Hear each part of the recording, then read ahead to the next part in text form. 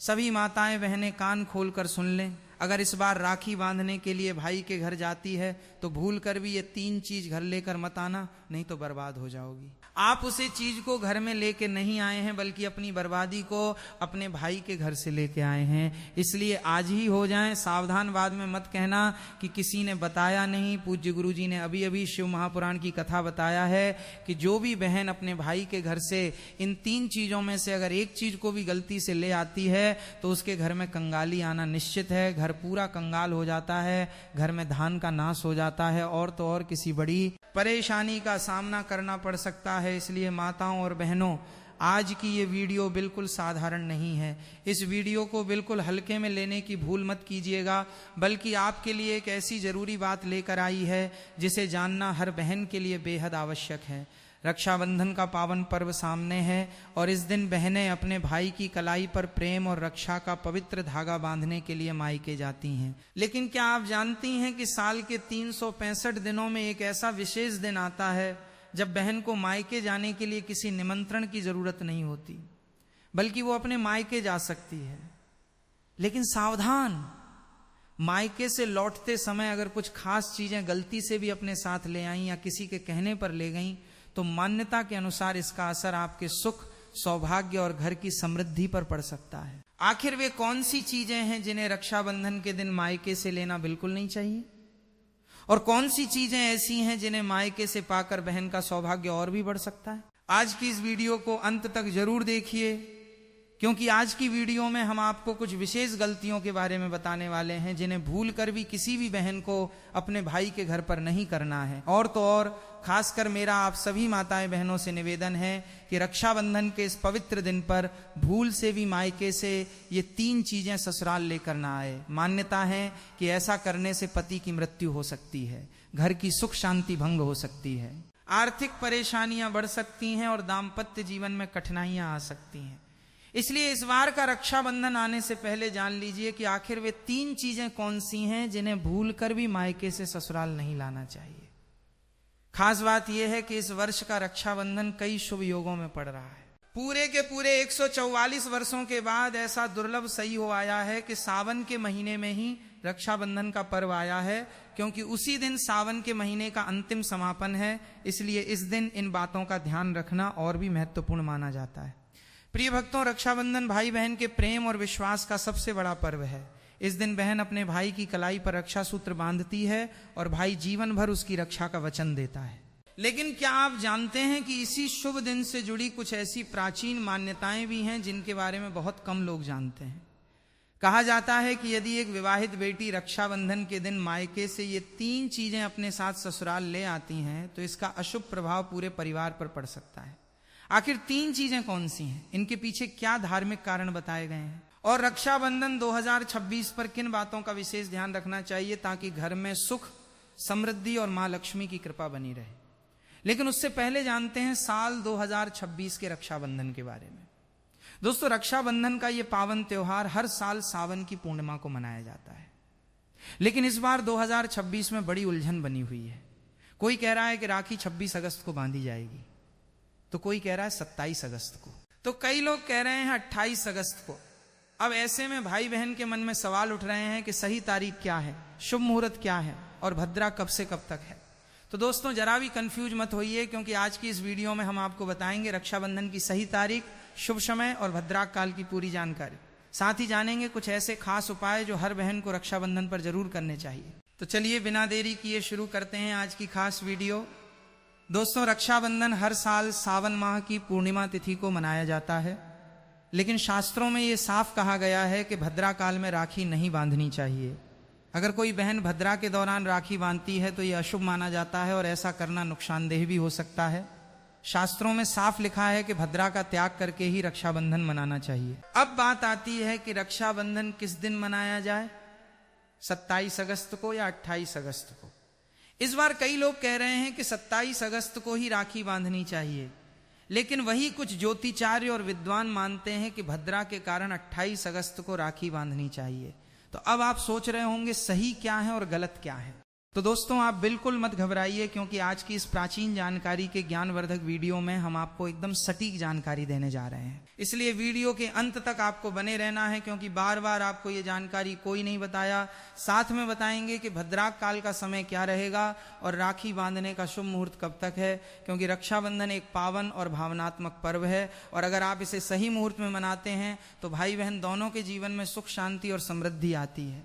अब बात आती है एक बेहद दिलचस्प और खास जानकारी की। हर बहन को रक्षाबंधन पर अपने भाई को एक गुप्त चीज जरूर ही खिला देनी चाहिए।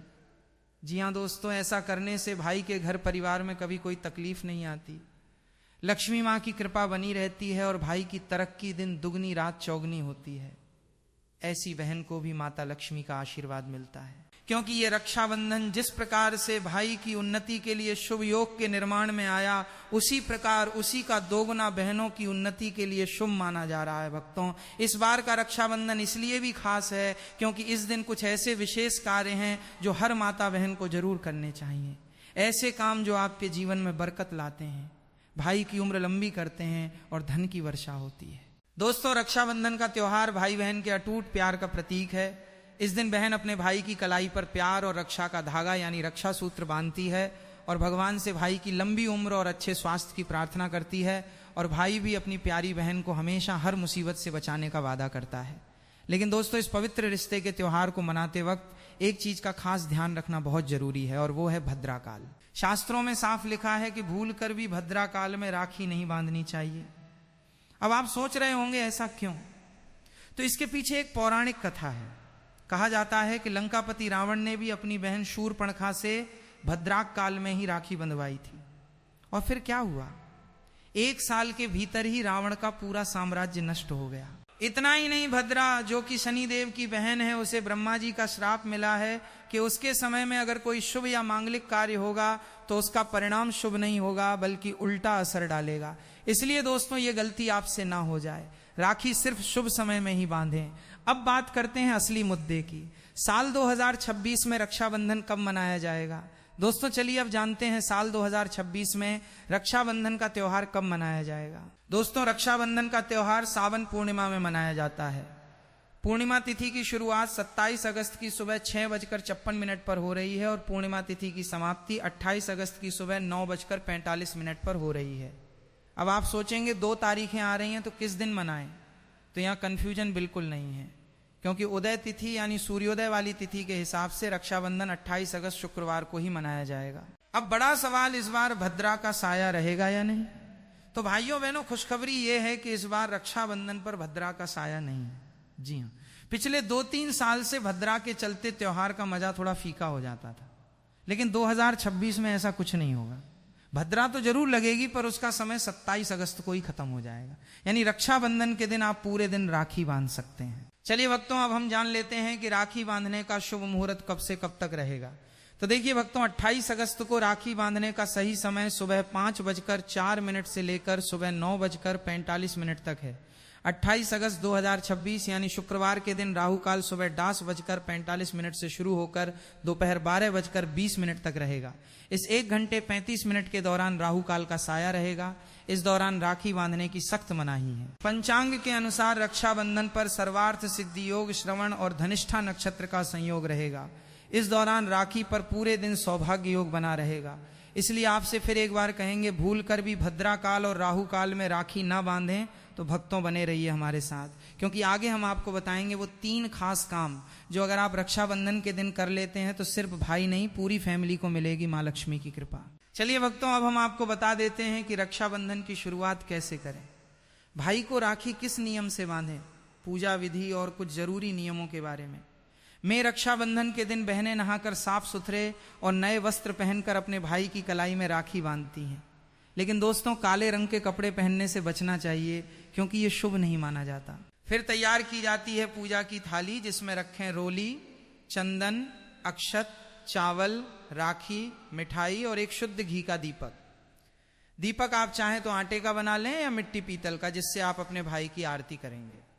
अब थाली तैयार हो जाए तो सबसे पहले भगवान को समर्पित करें। मंदिर में जाकर या घर के मंदिर में भगवान की कलाई पर पहली राखी बांधें। फिर अपने भाई को पूर्व या उत्तर दिशा की ओर बिठाएं और खुद पश्चिम दिशा की ओर रहे। सबसे पहले भगवान गणेश को राखी बांधे, फिर भाई की कलाई के लिए थाली सजाएं, अब भाई को तिलक करें, रोली, चंदन और अक्षत लगाएं, थोड़े फूल या चावल उनके सिर पर छिड़के, फिर करें भाई की आरती। इसके बाद दाहिने हाथ की कलाई में राखी बांधें और उन्हें मिठाई खिलाएं। अब भाई भी अपनी बहन से वचन दे कि बहन मैं सदा तेरी रक्षा करूंगा, तुझे कभी दुख नहीं दूंगा, तुझे डांटूंगा नहीं, तेरी हर बात मानूंगा, हर इच्छा पूरी करूंगा। अगर माँ बाप नहीं है तो मैं पिता बनकर तेरा सहारा बनूंगा और माँ बनकर तेरा पालन करूंगा। जितना मुझसे होगा उससे कहीं ज्यादा करूंगा और फिर भाई बहन को उपहार जरूर दें। दोस्तों ध्यान रखें कि रक्षाबंधन पर भाई को काली राखी नहीं बांधनी चाहिए। लाल रंग की राखी सबसे शुभ और मंगलकारी मानी जाती है और भाई भी बहन को ऐसा उपहार दें जो शुभ हो। कभी भी उपहार में छुरी, चाकू, सफेद कपड़े या चप्पल न दें, क्योंकि ये अशुभ संकेत माने जाते हैं, बल्कि कोई सुंदर दक्षिणा दें। क्योंकि जब एक बहन अपने भाई को भाई का दर्जा देती है तो भाई भी उसे कुछ खास देने का कर्तव्य निभाए। धर्मशास्त्रों में लिखा है रक्षाबंधन पर बहन को भाई के घर जाना चाहिए। अगर बहन नहीं जाती और भाई खुद आता है तो शास्त्रों के अनुसार बहन को दोष लग सकता है। इसलिए बहनें चाहे बारिश हो, धूप हो, पहाड़ हो, रक्षाबंधन पर भाई के पास जरूर जाएं। लेकिन अगर भाई दूर देश में हो, विदेश में हो या किसी कारणवश आप नहीं जा पा रही तो करें एक काम कि भगवान गणेश को अपना भाई माने और उनके कलाई पर राखी बांधे, थाली में रखें। राखी, रोली, चंदन, मिठाई, अक्षत श्रद्धा से बांधी गई राखी भगवान की कृपा से अपने आप भाई तक पहुंच जाती है। ऐसी राखी सिर्फ एक धागा नहीं होती, वो ईश्वर का आशीर्वाद बन जाती है। तो दोस्तों इस रक्षाबंधन को भूलिएगा नहीं। शुभ मुहूर्त और भद्राक काल का ध्यान रखिएगा और मनाइए ये पावन पर्व पूरे आस्था, प्रेम और श्रद्धा से।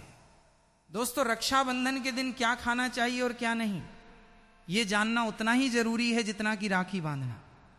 देखिए रक्षाबंधन कोई साधारण दिन नहीं होता।